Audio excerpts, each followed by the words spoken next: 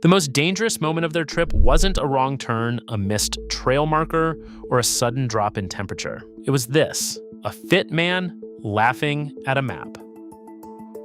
It's early morning at the Joshua Tree trailhead, that particular hour when the desert still feels forgiving. The air carries a false coolness, the kind that makes you believe the day will stay reasonable. The light is clean and gold. 3 men are stretching near a dusty parking lot, shirtless before 8 a.m., protein shakers balanced on a truck bed. They are, by any visible measure, in extraordinary physical condition. Broad shoulders, lean muscle, the kind of bodies built through years of discipline and discomfort. That discipline is about to mean nothing. A park ranger approaches. Call her Elena, because someone like her is at every trailhead where stories like this begin. She's polite, she's specific, she tells them the forecast, triple digits by noon. She mentions the trail they've chosen has almost no shade for the first 7 miles. She extends a laminated map and mentions a guided route, one with water stations, one with a human being who knows what the desert does to the unprepared. One of the men waves the map away, literally waves it. "We're in shape," he says, grinning. Elena watches them go. Here's what she knew that they didn't, and it's not what you'd expect. It has nothing to do with experience, navigation, or gear. It's something deeper. Something the gym, for all its brutal honesty, never once teaches. And here's the question that should already be forming. How quickly does quickly actually mean? Joshua Tree National Park is not a difficult place to underestimate. That's precisely what makes it lethal. The park sits in the Mojave and Colorado Desert Transition Zone in Southern California. And in July and August, it becomes something close to a furnace with scenery. Air temperatures regularly exceed 110 degrees Fahrenheit. Ground temperatures, the ones cooking up through the soles of your shoes, routinely hit 140 degrees Fahrenheit or higher. The National Park Service logs between 8 and 12 heat-related rescues every single summer. And that number doesn't capture the ones who drove themselves out barely conscious, or the families who never filed a report. Multiple fatalities in recent years. The desert keeps a tally. But here's the counterintuitive part, the part that should make you stop and reconsider everything you think fitness means. A human body at peak physical condition loses water through sweat at roughly 1 to 1.5 liters per hour during moderate exertion in extreme heat. Not a sedentary body, not an out-of-shape body, a trained one. And muscle tissue, that hard-won asset, years of early mornings and progressive overload makes it worse. Muscle demands more oxygen. More oxygen means more metabolic heat generated from within. More internal heat means the body works harder to cool itself. The sweat rate climbs. The water deficit accelerates. The very thing that made these 3 men feel invincible was quietly writing a bill they couldn't pay. The trail they chose reads on paper as manageable, relatively flat, modest mileage, no technical scrambling, a beginner's route by elevation standards. What the elevation profile doesn't show is 7 miles of exposed rock with almost no shade, 0 natural water sources, and a surface that radiates heat upward like a griddle. What fitness actually trains is cardiovascular output, muscular endurance, the ability to push through lactic acid and discomfort. Those are real skills. Extraordinary ones, even. What desert survival requires is entirely different. Hydration discipline, heat dissipation strategy, pacing well below your perceived effort ceiling, route knowledge specific to that terrain. These are not overlapping skill sets. They barely share a vocabulary. So they had the bodies least suited to survive what they were walking into. And they were moving fast because that's what they trained to do. The first 2 miles felt like confirmation. That's the cruelest part of what happened next. The trail didn't push back immediately. The morning air still carrying that deceptive coolness made the pace feel sustainable. Their legs were fresh, their lungs were open. They moved the way trained athletes always move when they're not yet tired efficiently, confidently, at a clip that felt natural because it was natural to them. Somewhere between 4 and 5 miles per hour, nearly double the pace desert safety guidelines recommend for summer hiking. But they didn't know those guidelines existed. And even if they had, the first 2 miles would have convinced them the guidelines were for someone else. One of them, call him Marcus, the one who'd waved away the map, made a joke about the ranger. Something about how they'd be back at the truck before she finished her shift. The other 2 laughed. They finished their protein shakers somewhere around mile 1 and set the empty bottles against a rock formation, intending maybe to grab them on the way back. There was no way back. Not the way they imagined it. By mile 3, the sun had climbed. The shadows that had stretched long and cool across the trail in the early morning had pulled back, retreating under rocks and into crevices, the way desert creatures do when the real heat arrives. The ground began to radiate. You could feel it rising through your shoes, that particular, insistent warmth that has nowhere to go but into you. Their pace slowed, not dramatically, just enough to notice. Here's the moment, the pivot that didn't look like one. A reasonable person feeling that slowdown might think we should turn back. The math was still survivable. They were roughly equidistant from the trailhead and the trail's midpoint. Turning around was still the same distance as going forward, but turning around meant the ranger was right. That's not a small thing. Psychologists call it ego-protective cognition, the way the mind rewrites a bad decision as a good one simply to protect the identity that made it. These men had not just chosen a trail, they had made a statement about their bodies, their capability, their independence from the kind of caution they associated with weakness. Turning back didn't just mean a shorter hike, it meant the woman with the laminated map had seen something in them they refused to see in themselves. So they pushed through it. The way they always push through it, managing discomfort. The way you manage the final reps of a brutal set, by deciding the discomfort is temporary, that the body is lying, that the other side of the pain is worth it. The body wasn't lying. By the time their water was nearly gone, something quieter and more dangerous had already begun. Heat exhaustion doesn't announce itself cleanly. It doesn't arrive like an injury, sudden, localized, impossible to ignore. It seeps in. Judgment softens before the body does. The ability to accurately assess your own condition, how thirsty you really are, how far you've actually traveled, whether the decision you're making right now is rational, degrades precisely when you need it most. They were becoming less capable of saving themselves at the exact moment the situation demanded everything they had, and they still believed they could outwork it. The ranger knew this story. That's the thing that carries a particular weight when you sit with it long enough. Elena hadn't guessed at the risk when she approached those 3 men in the parking lot. She hadn't been going on instinct or gut feeling or some vague worry about the heat. She was reading a pattern, a documented, recurring, almost frustratingly predictable pattern that search and rescue teams across the American Southwest have a name for: fit and unprepared. It's not an informal label. Park rangers and SAR coordinators use it specifically because the phenomenon is specific. Physically conditioned individuals, runners, climbers, weightlifters, competitive athletes statistically take on more risk, carry less water and gear, and are rescued at nearly twice the rate of recreational hikers in comparable terrain. Not because they're reckless in general, because their fitness has always worked before, because their bodies have always answered when called, because the gym, the track, the weight room, all of those environments gave them evidence, thousands of repetitions of evidence that pushing harder produces better outcomes. The desert does not confirm that evidence. It dismantles it. A 2019 analysis of heat-related fatalities across U.S. national parks found that 67% of victims were described by companions as athletic or experienced hikers, not beginners, not people who stumbled in unprepared by any conventional measure, people who looked exactly like the 3 men at that Joshua Tree trailhead. Elena had seen it before.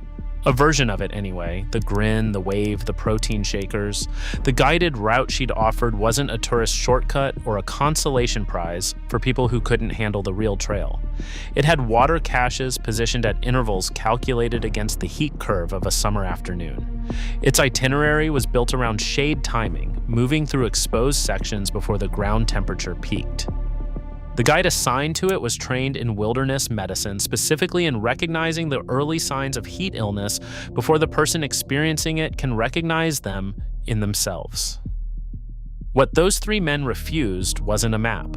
It was a system of knowledge built from years of watching people exactly like them make exactly this choice, and from knowing with quiet certainty how those choices end. The desert knew too. It always does.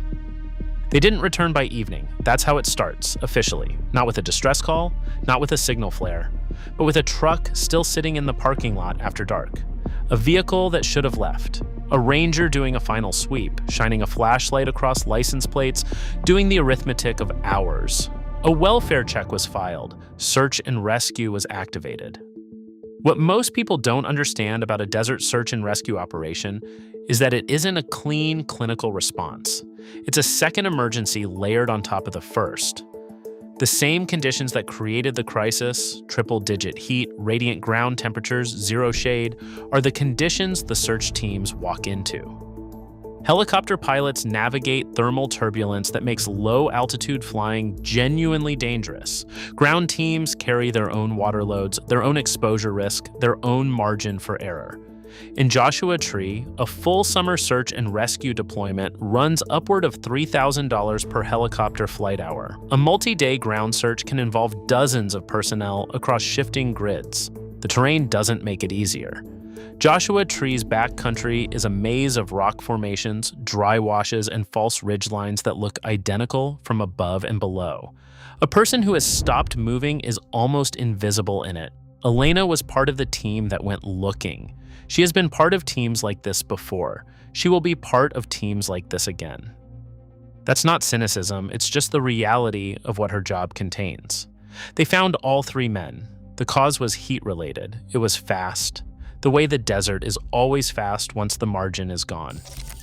There is nothing more to say about the dying itself, because the dying isn't the story. The waste is the story. Three people who trained for years, who were strong and disciplined and genuinely capable, gone before dinner in a park with a paved parking lot 40 miles from Palm Springs. Have you ever ignored a warning from a person, a sign, a gut feeling, and only understood later what it was actually trying to protect you from? Drop it in the comments. Those stories matter more than you might think. The truck sat in the lot until morning. The trail opened again at dawn. There's a name for what happened inside those three men's heads. It's not arrogance exactly, though it looks like arrogance from the outside.